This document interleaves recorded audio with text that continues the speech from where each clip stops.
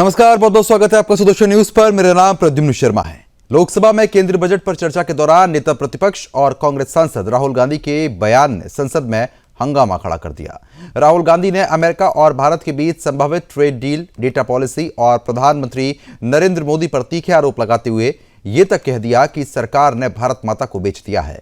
उनके इस बयान पर सत्ता पक्ष भड़क उठा और आपको बता दें कि भाजपा ने इसे राष्ट्र विरोधी, गैर जिम्मेदाराना और भड़काऊ करार दिया। राहुल गांधी के भाषण के दौरान सदन में भारी शोर शराबा हुआ। भाजपा सांसदों ने उनके बयान पर कड़ा ऐतराज जताया।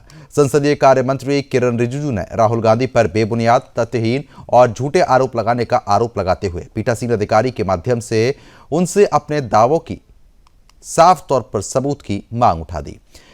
किरण रिजिजू ने कहा कि देश को बेचने वाला कोई माई का लाल पैदा नहीं हुआ है। राहुल गांधी संसद की गरिमा को ठेस पहुंचा रहे हैं। राहुल गांधी ने अपने भाषण में अमेरिका के राष्ट्रपति ट्रंप, वैश्विक भू राजनीतिक स्थिति, डेटा पॉलिसी और भारत अमेरिका संबंधों को लेकर कई दावे कर दिए। उन्होंने कहा कि भारत और अमेरिका के बीच जो डील हो रही है उससे अमेरिका भारत के डेटा पर कब्जा चाहता है ताकि वह डॉलर को बेच सके। राहुल गांधी ने आरोप लगाया कि मोदी सरकार ने भारत को कीमती डिजिटल डेटा अमेरिका को सौंपने की दिशा में कदम बढ़ा दिया है। उन्होंने कहा कि आपने भारत बेच दिया है, क्या आपको भारत बेचने में शर्म नहीं आती? आपने हमारी मां भारत माता को बेच दिया। राहुल गांधी ने यह तक दावा कर दिया कि प्रधानमंत्री मोदी की आंखों में डर साफ दिखता है और अमेरिका सरकार उन पर दबाव बना रही है। राहुल गांधी ने एप्स्टीन फाइल्स का जिक्र करते हुए अंतर्राष्ट्रीय साजिशों का संकेत दिया और अडानी समूह को लेकर भी सवाल उठाया। उनके इस पूरे भाषण को भाजपा ने जहर उगलने वाला करार दिया।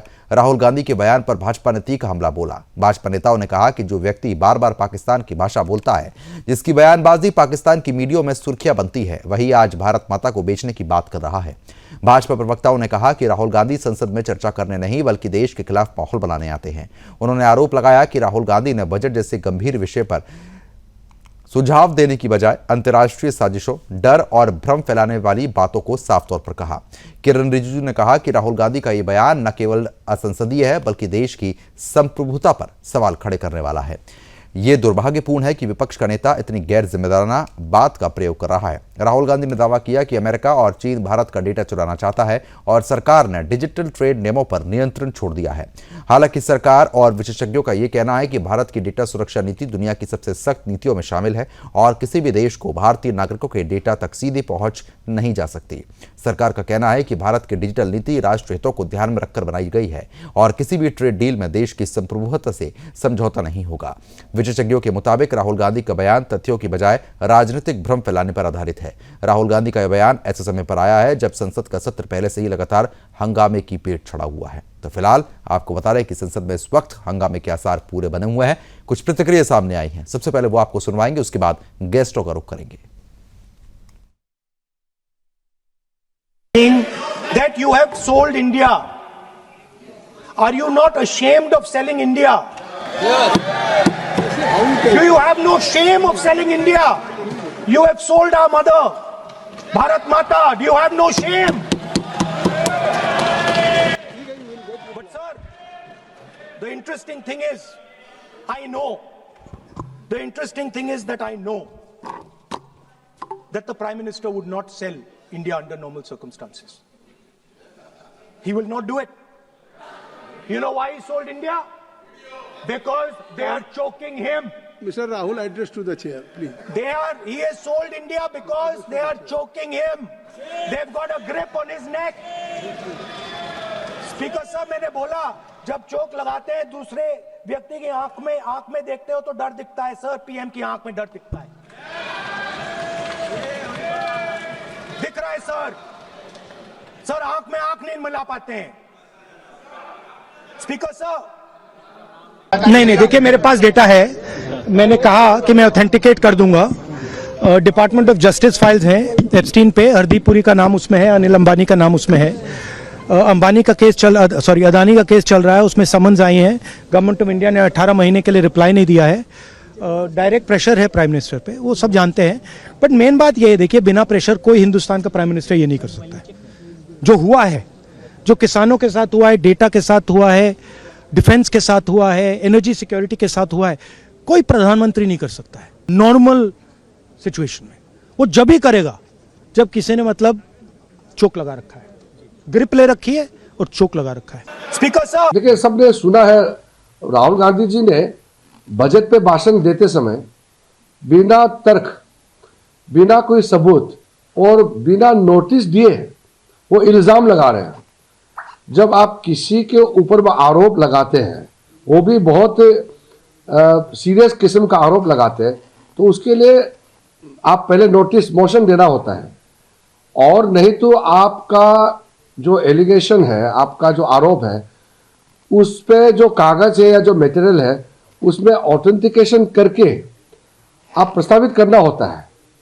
बिना एलिगेशन को आप सब ये बिना ऑथेंटिकेशन के आप एलिगेशन देंगे तो कोई मतलब नहीं है। आप जो इस हाउस में मेंबर नहीं है उसका नाम ले रहे हो, और हरदीप सिंह पुरी एक कैबिनेट मिनिस्टर है, उसका नाम लेकर के बराबर आरोप लगाते रहे। चेयर से टोकने के बाद वो पहले बोलते हैं सॉरी, फिर नाम लेते हैं। खुद बोलते हैं राहुल गांधी कि ठीक है नाम नहीं लूंगा, रूल में नहीं तो नहीं लूंगा, फिर तुरंत नाम लेते हैं। कितना गैर जिम्मेदाराना काम करते हैं। तो हम अपने पार्टी की ओर से हम नोटिस सर्व करेंगे, स्पीकर साहब के वहां में नोटिस सर्व करेंगे, और राहुल गांधी जी को उसका ऑथेंटिकेशन करना होगा। मैं सुन रहा था, मेरा दुर्भाग्य था कि मैं हाउस में नहीं था। या तो एलओपी को ज्ञान नहीं है या झूठ बोलने का ठेका ले लिया है। जब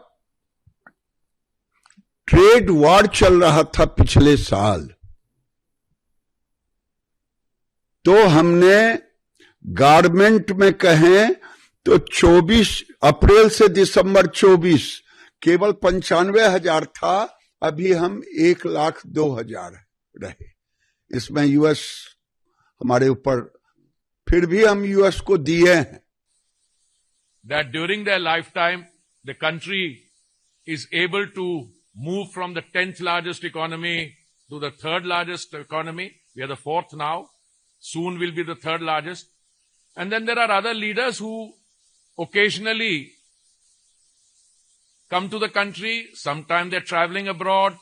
And when they come to parliament, as one of my colleagues said, पहले तो ये पार्लियामेंट से बाहर हो जाते थे। अगर कोई सब्सटेंटिव रिप्लाई दे रहा है तो उसको सुनने नहीं आते थे, यूज्ड टू वॉक आउट, और आज अपनी स्पीच देने के बाद चले गए।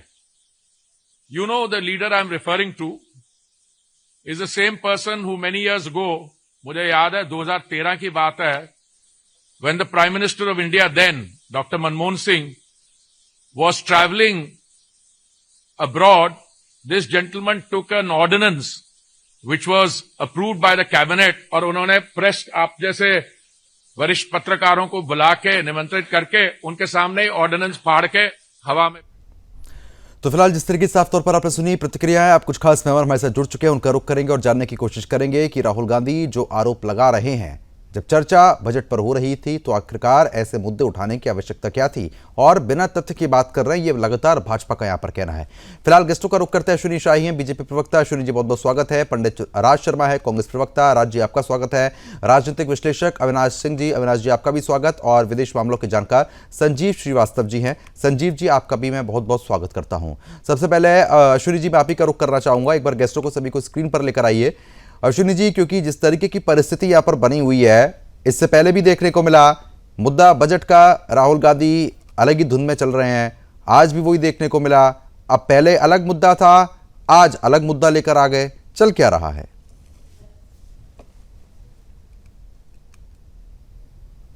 के सरताज इस समय राहुल गांधी जी हो चुके हैं। झूठ पे झूठ, झूठ पे झूठ, झूठ पे झूठ बोले चले जा रहे हैं, और कोई उनको अब गंभीरता से नहीं ले रहा है। उन्होंने कहा देश बिक गया। मैं कुछ पॉइंट गिनाना चाहता हूं। क्या देश बिक गया था जब इंदिरा जी जो है न्यूक्लियर डील को पाकिस्तान से शेयर करना चाहती थी, इंदिरा जी ने बेच दिया था? क्या उस समय देश बिक गया था जब मनमोहन सिंह जी ने जो है वहां पर एक वो किया था, क्या कहते हैं,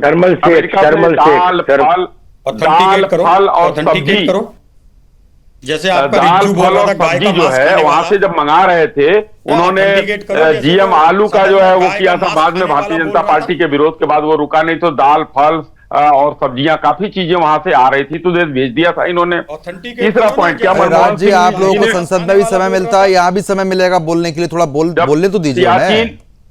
सियाचिन देने की बात कर दिया मनमोहन सिंह जी ने, देश भेज दिया था। वो जे सिंह ने रोक लिया उनको, वो तो बात हो ही गई थी। क्या देश बिक गया था कि अमेरिका के दबाव में 53 सैनिक जो है अपने 93,000 छोड़ दिए गए, 53 सैनिक हम लोग नहीं ले पाए, देश बिक गया था। क्या देश बिक गया था जो 90 में परमाणु परीक्षण हम नहीं कर पाए? देश बिक गया था। ये राहुल जी को सोचना चाहिए, राहुल जी उस पर सोचेंगे नहीं, और राहुल जी झूठ बोलते हैं, राहुल जी को कुछ पता नहीं रहता है, और उनके प्रवक्ता लोग आकर बीच में ही आए बोलते हैं। मैं एक फैक्ट शीट की बात कर रहा हूं जो कि वाशिंगटन ने, व्हाइट हाउस ने रिवाइज किया है, और उसमें स्पष्ट लिखा है। राहुल गांधी जी ने डेटा का नाम लिया, आपको भी प्रद्युम्न जी पता होगा, डेटा बेच दिया। उस सीट में आया है कि कोई डेटा की बात नहीं हुई है। उस सीट में आया है कि क्या क्या जो है हम रिड्यूस और एलिमिनेट दोनों कर रहे हैं, मतलब ऐसा नहीं कि हम जीरो कर रहे हैं, उसमें रिड्यूस भी हम कर रहे हैं। तो राहुल गांधी जी हमेशा इस चीजों पर फैक्ट परोसने के बजाय झूठ परोसते हैं देश को, और उसके बाद उनके नेता, उनके प्रवक्ता, उनके बाकी लोग हल्ला काटना, गदर काटना उनका काम रह गया है। मैं कहता हूं कि इस देश के लिहाज से, देश की संप्रभुता को कोई खरीद नहीं सकता। हिंदुस्तान एक संप्रभु राष्ट्र है और मजबूती से अपनी जगह खड़ा है। क्यों बदला गया आज तक बता दीजिए कभी जो है वाशिंगटन का, संजीव जी बता सकते हैं इस पर, कि उस आज तक वाशिंगटन से ट्रंप जब से आए तब से कोई भी उन्होंने क्या फैक्ट शीट बदली है कोई? वो मोदी जी का एक दबाव था। दूसरी बात मैं कहना चाहता हूं कि राहुल जी एक और विपक्ष के लोग एक वो भ्रम फैला रहे हैं कि हमारा 3% लगता था, तो हमारा 3% लगने लगा। बहुत इंपॉर्टेंट मुद्दा है ये। ट्रंप जब से आए उन्होंने विश्व के काफी देशों पर रेसिप्रोकल टैरिफ लगाया, सबका बढ़ाया, हमारा ही नहीं बढ़ाया। अपने देश के लिए वो काम कर रहे हैं, हम अपने देश के लिए काम कर रहे हैं। तो हमने जब हमको उन्होंने दिया 50% किया, 25% किया, आज घट के 18% आया है। तो ये लोग कह रहे हैं 3 लगता था, 18 लग रहा है। भारतीय जनता पार्टी का फेल्योर है। तो ये भाई उन्होंने पूरे विश्व में कम से कम 50 देश पर लगाया है, और जहां जहां आज हम सबसे कम वाले पर हैं। एक लाइन और बोल के अपनी बात खत्म करूंगा। ये लोग हमें एक कह रहे हैं कि बांग्लादेश से जीरो टैरिफ की बात हो रही है। वो कपास देंगे, बांग्लादेश उसका कपड़ा बनाकर उनको देगा, तो दोनों तरफ से जीरो टैरिफ है।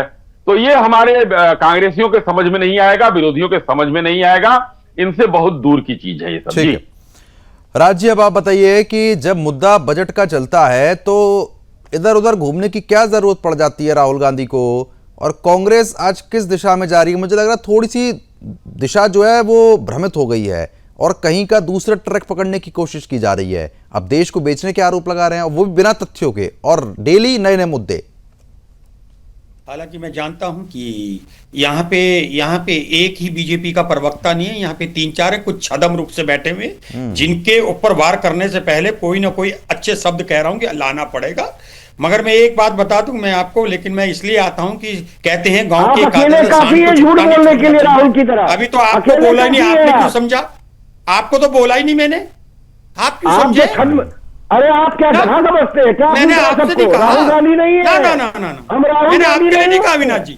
अविनाश जी मानो, फॉर गॉड सेक आपके लिए नहीं कह रहा हूं। तो क्या विदेश मामलों के जानकार के लिए कह रहे हैं क्या आप क्यों समझ रहे फिर? नहीं, संजीव जी के लिए कह रहे हैं क्या? अरे मैंने ये विश्लेषक क्यों कह रहे हैं? जो डिफेंस विश्लेषक ने बोला, मैंने उन्हें कह दिया, मैं उनको कह रहे हैं। चले ठीक है, मुद्दे पे आइए। चले ठीक है, मुद्दे पे आइए। आदमी सब बातें करेगा। एक तो बताऊं, बदतमीजी से मत बोलना, करेगा थप्पा मारूंगा। नहीं, ये तरीका नहीं है, ये तरीका नहीं है, ये तरीका नहीं, मार दूंगा तेरे, ये तरीका नहीं। स्टूडियो में होता तेरे तेल भर देता। नहीं, ये तरीका नहीं, ये तरीका गलत है। कैसे बोलेगा ये? नहीं, ये तरीका गलत है। नहीं, ये गलत है अविनाश जी, इस पर आप माफी मांगिए, ये तरीका गलत है। मतलब हम कहते हैं गलत बात नहीं, मुझे पसंद है। इन्होंने शुरू किया, मैं माफी मांगता हूं। चलो ठीक है, अब उन्होंने माफी मांग ली, बात खत्म हो गई। माफी मांग ली, बात खत्म हो गई। गलत बात है। आप थप्पड़ कैसे मारोगे? आपका नौकर हूं क्या? कैसे समझदार व्यक्ति हो, कैसे सनातन धर्म के लोग हो, गुंडा कहीं के। चलो छोड़ू आगे, हंसो मत, गंदे लगते हो। मोदी तेरी कब्र खुदेगी कौन बोलता है कांग्रेस में? ये बताओ आपकी कब खुदेगी? मर जाओगे, आपने ब्राह्मण तुम्हारी खोदने के बाद, मर जाओगे, तुम्हारी खोदने के बाद। एक बात सुन लो, लकड़ी भी गीली मिलेगी आपको आपकी डेड बॉडी में। गलत राहुल गांधी का बाप कहां दफन है? गया समझ क्या? राहुल गांधी का बाप कहां दफन है? क्या हो आप? राहुल गांधी का बाबा कहां दफन है? में बिके हुए इंसान हो, 1700 अरे कहां रुपए में दफन बिके है? हुए इंसान हो आप। 1700 लेडी माउंटबेटन आते हो।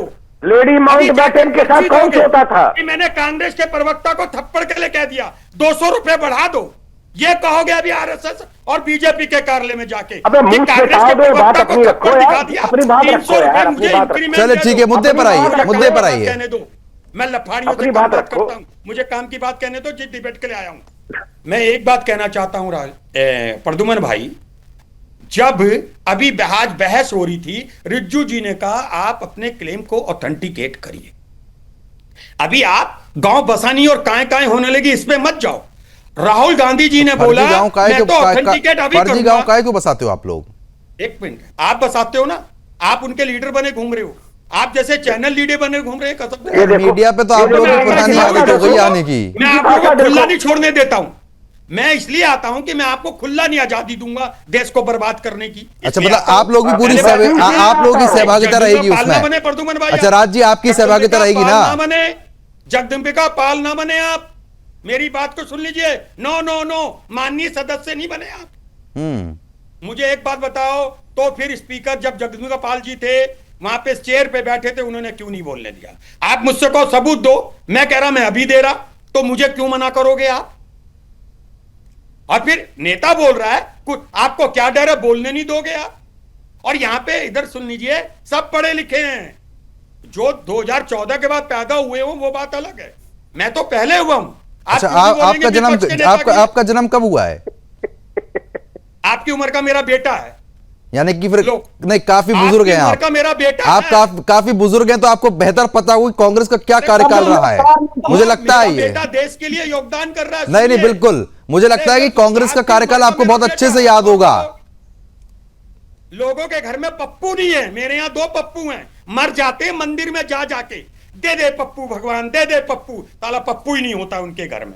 मैं दावे के संग कहता हूँ। अच्छा, मेरे घर में इनकी भाषा देखिए, नहीं, अब देखिए ये शब्द फिर गलत हो जाते हैं राज जी। ना फिर आप नहीं, बोलते, अब देखिए, नहीं, अच्छा ठीक है, बजट के नहीं, जब अच्छा ठीक है, अरे ठीक है अविनाश जी, जब चर्चा, अच्छा आप एक उदाहरण से समझ लीजिए राज जी, एक उदाहरण, अरे नहीं, अरे सुनिए ना, बच्चे का बाप पड़ोसी है या तुम्हारा खसम कौन है? तुम्हारे घर में जो बच्चा पल रहा वो किसका है बता? नहीं, ये शब्द गलत है, ये शब्द गलत है राज जी। देखिए इस तरीके से चर्चा नहीं होती है। आप बस इतना बताइए, नहीं आप पहले बात सुनिए, आप बात सुनिए राज जी। जब चर्चा, अब मान के चलिए एक उदाहरण से आपको समझाता हूं। आज मैंने आपको बुलाया डिबेट में, इस डिबेट में हम चर्चा इस मुद्दे पर कर रहे हैं, बातचीत हो रही है। अब आप सीधा उठा के चाइना का मुद्दे पे बात करने लग जाइए, तो इस जिस मुद्दे के लिए बुलाया गया उसी पर चर्चा करेंगे ना। अब चाइना के मुद्दे से क्या मतलब है? आप एक मिनट, आप मुझे बोलने के लिए कह सकते हो, मगर मैं क्या बोलूंगा वो कोई मजबूरी नहीं है मेरी। तो बजट पे चर्चा करने बुलाया है ना। अच्छा, आप जो चाहोगे वो बोलूं, बताओ क्या बोलना है? अरे जब चर्चा कहीं हो रही है, 100 लोग जुटे हुए हैं बजट पर चर्चा करने के लिए, बजट पे बताइए ना।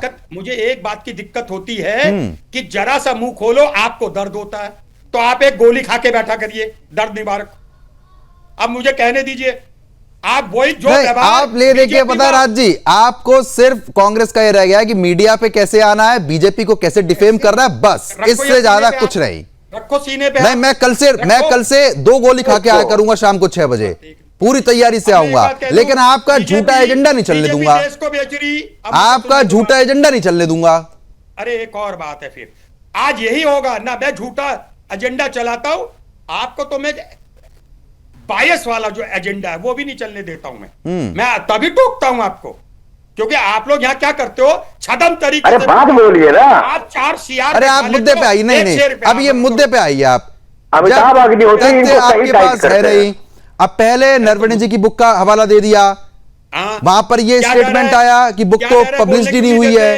अब उसके बाद जब वो पैतरा काम नहीं करा तो अब इस पैतरे पे आ गए। अब ये पैतरा काम नहीं करेगा, अब अगले दिन चर्चा होगी तो जब फिर कोई नया एजेंडा खुल जाएगा। अरे जब बीजेपी चोरी इधर कर रही उधर कर रही तो सारी चोरी का डिस्कस होगा। और पहली बार नरवणे साहब, जनरल साहब बोलिए उन्हें, वो कैरी करते हैं तो साहब भी तो लगाया। नरवणे नहीं कह सकते आप। अरे सुनते क्यों नहीं है आप? पूरी बात सुना कीजिए ना। आगे मैंने क्या बोला वो सुनिए। खैर चलिए मैं आऊंगा आपके पास। अविनाश जी बताइए।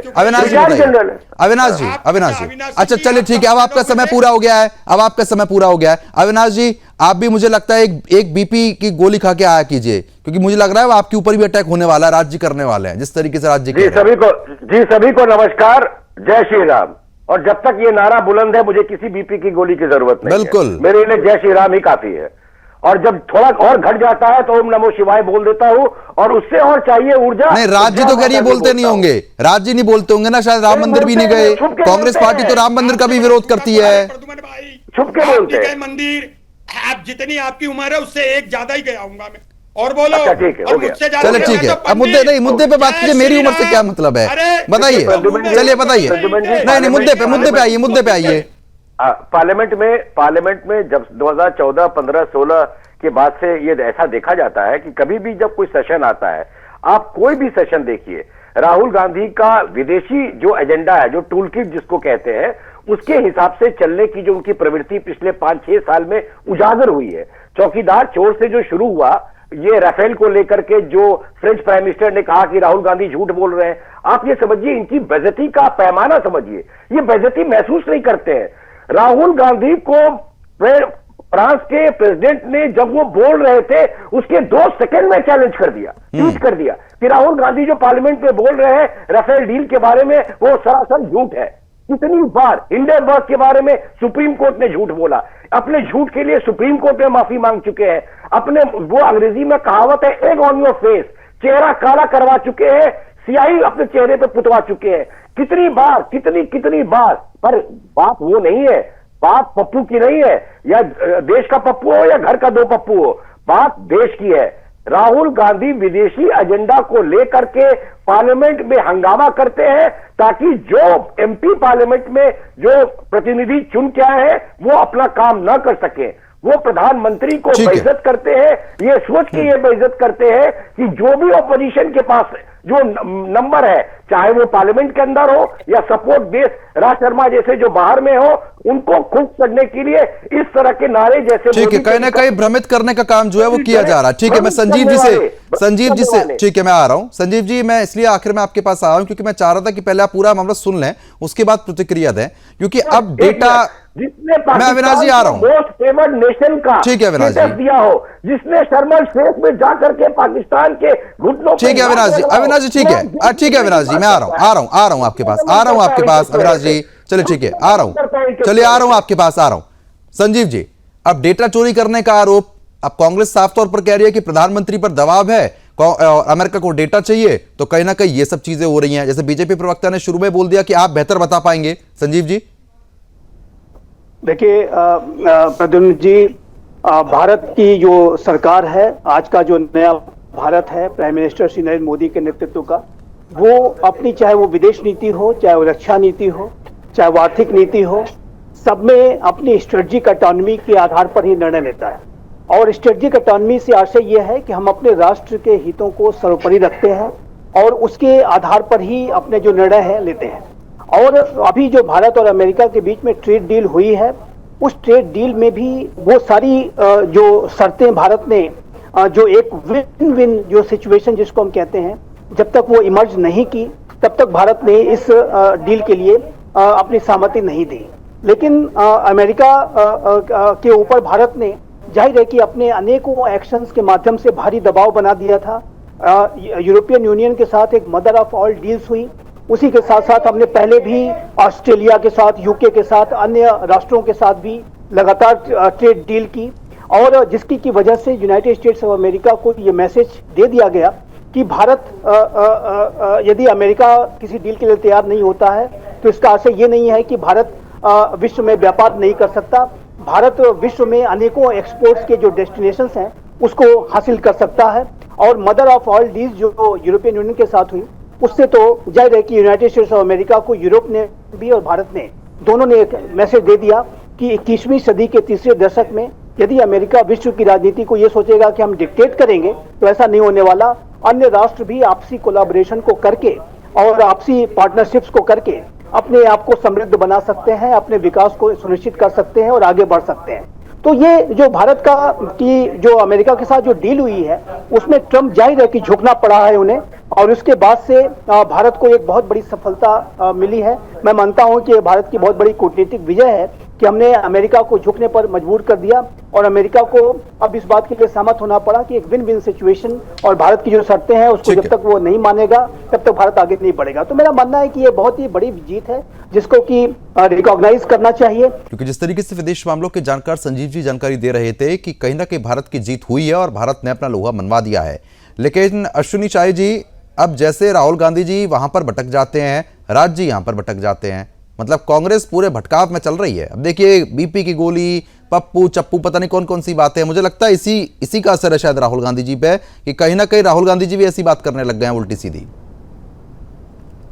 देश का दुर्भाग्य उस दिन हो गया जिस दिन एक अबोध बालक को आदरणीय अटल बिहारी वाजपेयी जी ने नशे की हालत में बंद होने से बचा लिया था, नहीं तो आज ये दिन देखना ना पड़ता। ऑथेंटिकेट करो, बोला जाएगा कर, बजट पे बोलिए तो बोलेंगे वो चीन पर, जब चीन पर गलत बात ये पागल आदमी को क्यों बुला लेते हैं भाई? ये सबके बीच में भौ भौ करते हैं आदमी, क्यों बुला रहे हैं भाई एक दूसरे के बीच में? जो आपको आपके बीच में कोई नहीं बोल रहा, सबके बीच में बोले चले जा रहा हूँ। अरे पार्लियामेंट में कुत्ता लेके आ गई थी इनकी एक मेंबर, याद है ना? राज्यसभा में की मेंबर है इनकी लेडी, एक कुत्ता लेके आ गई थी। अरे बताओ। हाँ वो तो आती ही है, वही है ये लोग। अब खत्म है भाई, अब देखिए अब क्या कर रहे हैं, भौं कर रहे हैं। अरे भौं तो कुत्ता आप जैसा करता है। नहीं नहीं नहीं नहीं, देखिए ये गलत बात है, ये नहीं ये तरीका नहीं राज जी, ये तरीका नहीं राज जी, ये तरीका मैंने किसी के बीच में नहीं बोला। नहीं राज जी ये तरीका नहीं, आपको माफी मांगनी पड़ेगी। नहीं राज जी माफी मांगिए इसमें। नहीं राज जी ये कोई तरीका नहीं होता ना, इस तरीके की भाषा का उपयोग करेंगे फिर आप, ठीक है? नहीं अगर वो आप कह रहे हैं कि ऑथेंटिकेट कीजिए तो वो करेंगे ना, जवाब देंगे। तो वो क्या कह रहे हैं, भौं कर रहे हो? भौं कौन करता बताओ आप? नहीं चलिए ये कोई चर्चा का विषय नहीं है। अश्विनी जी बताइए।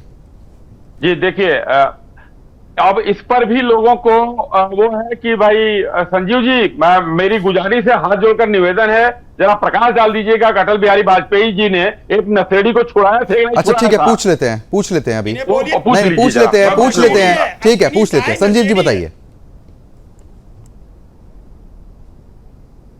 एक हाथ मार देना राहुल गांधी जी, उठोगे नहीं। चलो ठीक है, अरे ठीक है, अरे नहीं देखिए जिस बात का जिक्र अश्वनी जी कर रहे हैं, वो बिल्कुल बात तथ्यात्मक है, बट क्योंकि वो बड़े लोगों की बात है, ऑफ द रिकॉर्ड ये बात है, बट कई ऐसे विदेश मंत्रालय के ऐसे ऑफिसर हैं जिन्होंने अपने मेमोर में, एक मिनट, जिन्होंने अपने आप बीती में, अपने मेमोर में इस बात का जिक्र किया है। नंबर 1। नंबर 2, जो आज का टॉपिक आपका है राहुल गांधी का भटकाव, वो राहुल गांधी का भटकाव नहीं है, वो उनके विदेशी टूलकिट होने का जो उनको प्रमाण देना होता है पार्लियामेंट शुरू होने के बाद, यानी कि वो अपने एक साफ तौर पे एजेंडे पे चल रहे हैं। अपनी बात पूरी कर लूं, ठीक है? मैं आ रहा हूं अविनाश जी, बोलिए अश्विनी जी। जी देखिए, अब कहा जाएगा राहुल गांधी जी को, भाई महामहिम के भाषण पर उनको धन्यवाद प्रस्ताव था तो वो नरवणे जी की किताब लेकर आए। अब उनको बजट पर बोलना है तो वो दूसरी बात बोल रहे हैं।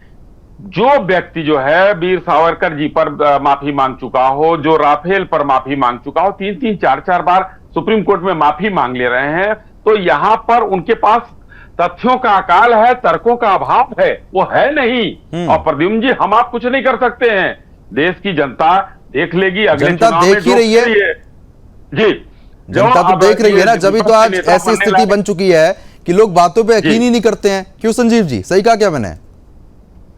देखिए ऐसा है कि पहले तो मैं ये राज शर्मा जी को मैं सुन रहा हूँ, और जिस तरीके से ये लगातार बयान इस तरीके के दे रहे हैं, उनको एक जिम्मेदारी भरे तरीके से बात करनी चाहिए। ये जो बात करने का जो तरीका है वो जाहिर है कि ये लोकतांत्रिक तरीका नहीं है। मैं उसे हम माफी मांगते हैं संजीव जी, आप अधिकारी आदमी हैं, हम इनकी तरफ से हम माफी मांगते हैं आपसे। ये कह रहे भाव करूंगा, तब आपने नहीं बोला श्रीवास्तव जी। अरे आप अपना आचरण ठीक कीजिए ना, अपना आचरण ठीक कीजिए राज शर्मा। कोई किसी राज शर्मा अपना आचरण ठीक कीजिए आप प्लीज। तब आपको गलत नहीं लगा व्यवहार? अच्छा अभी अच्छा ठीक है राज जी एक चीज बताइए, अभी आपने कहा कि नरवणे मत बोलो, नरवणे साहब बोलो, और जब कांग्रेस पार्टी एयर स्ट्राइक पर सवाल उठा रही थी, जब आर्मी की इज्जत आपको याद नहीं आ रही थी? मैं आज भी कहता हूं, ये नेता ये जो बैठे हुए हैं ना, नेता बने ये आर्मी की जूती के बराबर नहीं है। मैं कहता हूं, ये मेरा बयान है। लेकिन एक मिनट मुझे कहना, श्रीवास्तव जी आपको अश्विनी साहब का और अश्विनी साई और अविनाश जी की बातें नहीं सुनी? अच्छी लगी कि ये मुझे थप्पड़ मारेंगे, ये कह रहे भौं कर रहे हो, आपको अच्छी लगी? अपना आचरण सुधारिए। आपसे चलिए नहीं, मुद्दे पे आइए, मुद्दे पे आइए, नहीं मुद्दे पे आइए। अब ये कोई तरीका नहीं है। संजीव जी को बोलने दीजिए। अच्छा ठीक है, अरे आराम से चर्चा कर रहे हैं हम लोग। संजीव जी आप बोलिए। राज जी, मैं आपसे कहूंगा कि बहुत एग्रेसिव होकर के आप जिस तरीके से प्रोवोकेटिव बयान दे रहे हैं, उसके बाद बोलना पड़ रहा है लोगों को, क्या करेंगे? आप अपने आप को थोड़ा सा संतुलित रखिए ना। अच्छा ठीक है, संजीव जी मुद्दे पे आइए ना आप। संजीव जी मुद्दे पे आइए। देखिए जहां तक एप्स्टीन फाइल्स का प्रश्न है, आज जो जिस तरीके का बयान श्री राहुल गांधी जी के द्वारा दिया गया बयान, मैं ऐसा मानता हूं कि एप्स्टीन फाइल्स में नाम आ जाना वो किसी भी व्यक्ति के ऊपर कोई आरोप सिद्ध नहीं हो जाता कि कोई व्यक्ति किसी गलत काम में ही शामिल रहा हो। एप्स्टीन एक सेक्सुअल ऑफेंडर था, बहुत बड़ा अपराधी था, और एक उसने घिनौने कृत्य किए, इसमें कोई दो राय नहीं है। लेकिन बिना तथ्यों के बोलना ये कब तक चलता रहेगा कांग्रेस पार्टी का? देखिए, मुझे ऐसा लगता है प्रद्युम्न जी कि वर्तमान समय में जिस तरीके के विषय पर बातचीत होनी चाहिए, जाहिर है कि बजट पेश किया गया था, बजट के मुद्दे पर चर्चा होनी चाहिए और उसमें क्या अच्छाई है, क्या उसकी खामियां है, उसके ऊपर ही उनको फोकस रखना चाहिए। लेकिन कभी नरवणे जी का जिक्र कर देना, कभी एप्स्टीन फाइल्स के माध्यम से कई लोगों का नाम उछालना, उसके बारे में जाहिर है कि उसका ये उचित समय नहीं है। उसके बारे में कभी बाद में चर्चा हो सकती है, लेकिन ये दिशा से भटकाने वाला जो कार्य है, कांग्रेस के संदीप दीक्षित ने सर्विंग जनरल को, आर्मी चीफ को सड़क का गुंडा कहा था। प्रद्युम्न जी, मैं ऐसे लोगों की बात नहीं कर रहा हूं। Sandeep Dikshit serving army general को कहा था सड़क का गुंडा। और ये देखो, दूध के धुले राज शर्मा हमें पाठ पढ़ा रहे हैं। नंबर 1। नंबर 2, मैं बार इसी बात को कर रहा हूं कि तथ्य से का कोई लेना देना नहीं है। आप ये बताइए कि अगर मोदी के मौत की कामना करने वाली कांग्रेस, मोदी के मौत की कामना करने वाली कांग्रेस, उसमें भी तुष्टीकरण का ख्याल रखती है। ठीक है अविनाश जी, आपने एक मुद्दा बड़ा अच्छा, अविनाश जी आपने, मोदी का कब्र खुदेगा। आप ये बताइए, किसी हिंदू का कब्र खुदता है? ये जब मोदी के मौत की भी कामना करते हैं, उसमें भी तुष्टीकरण करते हैं। और राज शर्मा कैसे दूध से धुल करके यहाँ आकर के लंबी बात कर रहे हैं। अब उनसे बुलवा लीजिए राज शर्मा से। राज जी एक चीज बस आप इतना बता दीजिए कि पहले नरवणे जी की किताब का रुख किया गया, जब वहां बात नहीं बनी तो वो मुद्दा जनरल नरवणे जी बोलो। नरवणे जी बोला है, आपको सुनाई नहीं देता क्या? नहीं गलत बात नहीं, नरवणे जी बोला है ना। ये खड़का आदमी है प्रद्युम्न जी, आप इनको। अच्छा राज जी इतना बताइए, नरवणे जी की किताब पर जब मुद्दा नहीं बन पाया तो वो मुद्दा छोड़ दिया, उसके बाद फिर नया मुद्दा पकड़ लिया। कैसे भी करके एजेंडा आप लोगों को सेट करना है। मुझे एक बात बताइए, एक नया एजेंडा लेके क्यों आते हैं आप लोग? मैं कह रहा क्यों, आप भी तो नया एजेंडा चला रहे हो। जरा सा इधर उधर की बातें जो आपके नेता ने कहा उसी पर चर्चा है आज। जो आपके नेता ने कहा उसी पर चर्चा है। चला रहे हो, देखिए बदतमीजी देखिए, कांग्रेस नहीं चला रही है, कांग्रेस नहीं आज राज जी मैं आपको हकीकत बता रहा हूं। आज कांग्रेस की जो स्थिति है ना, जो आज कांग्रेस की स्थिति है वो इसी वजह से है। कांग्रेस नेता ऐसे हो गए हैं और कांग्रेस के प्रवक्ता भी ऐसे हो गए हैं, मैं बताऊं इस वजह से ये स्थिति बनी हुई है। और देखिए अश्विनी जी भी हामी भर रहे हैं, अश्विनी जी भी हामी भर रहे हैं। अनपढ़ आदमी, आप जैसा लड़का नहीं पढ़ पा रहा। नहीं आप सबसे पढ़े लिखे इंसान हैं। आपकी पार्टी इतने गलत बयान देती है, बिना सिरे के, बिना जिनका सिर पैर नहीं होता, कोई तथ्य नहीं होते, बस बोलने से मतलब है, बोलना है बस। आप ही के चैनल के लिए कह दूंगा, आग लग जाएगी। बस बोलना। अरे आप हमारे लिए बोलिए, हमें कोई फर्क नहीं पड़ता, लेकिन कायदे में आज जो आपके नेता बोलते हैं, अरे आप बात सुनिए ना राज जी, आपके जो नेता बोलते हैं ना उसको भी कोई सीरियसली नहीं लेता है, कुछ नहीं, कोई सीरियसली नहीं लेता आपके नेता को। अश्विनी जी बताइए। ये जो आप देखिए, इन लोगों को एक्सट्रीम फाइल पर भरोसा है प्रद्युम्न जी, लेकिन केरला फाइल पर, कश्मीर फाइल पर भरोसा नहीं है। हिंदुस्तान के रक्षा मंत्री जी क्या बोल रहे हैं, माननीय प्रधानमंत्री जी क्या बोल रहे हैं, वाणिज्य मंत्री जी क्या बोल रहे हैं, उस पर भरोसा नहीं है। अरे राज जी हो गया राज जी। विदेश में बैठा हुआ कोई व्यक्ति कुछ भी बोल देता है, उस पर इन लोगों को भरोसा है। तो आज सुरेश चचा के पैसे पर पलने वाले कांग्रेसी लोग जो विदेशी एजेंडा चला रहे हैं हिंदुस्तान में, ये सुरेश चचा की गुलामी कर रहे हैं। अरे राज जी 2027 में इलेक्शन है, उसकी तैयारी कर लीजिए, एक सीट निकालना मुश्किल पड़ जाएगा। आप ये अपने चैनल को संभालिए, चैनल छोड़िए ना, आप अपनी कांग्रेस पार्टी को संभालिए। दुर्दशा हो गई है आपकी कांग्रेस पार्टी की, आप बुद्धि भ्रमित हो चुकी है। पलटोगे ना 32 साल से बाहर, 32 साल हो गए। मैं आपको याद दिलाऊंगा कि आप अविनाश जी ने बता दिया 32 साल हो चुके हैं, बुद्धि भ्रमित हो चुकी है बिल्कुल। साल हो गए, यूपी से बाहर उम्र नहीं है आप कहां, अब देश से बाहर जाने का अरे भाई चलो ठीक है, अब समय कम है। फिलहाल आप सभी का बहुत बहुत शुक्रिया हमारे साथ जुड़ने के लिए, इस मुद्दे पर चर्चा करने के लिए। आपने साफ तौर पर देखा जिस तरीके से राहुल गांधी जो बयानबाजी कर रहे हैं, ऐसी बयानबाजी उनके प्रवक्ता यहां पर करते हुए साफ तौर पर देखे गए। तो कुल मिला के जिस तरीके से राहुल गांधी बिना तथ्यों के बात कर रहे हैं, वो कहीं ना कहीं उन पर ही उल्टा साबित होता हुआ नजर आ रहा है। फिलहाल अभी के लिए सिर्फ इतना ही, नमस्कार।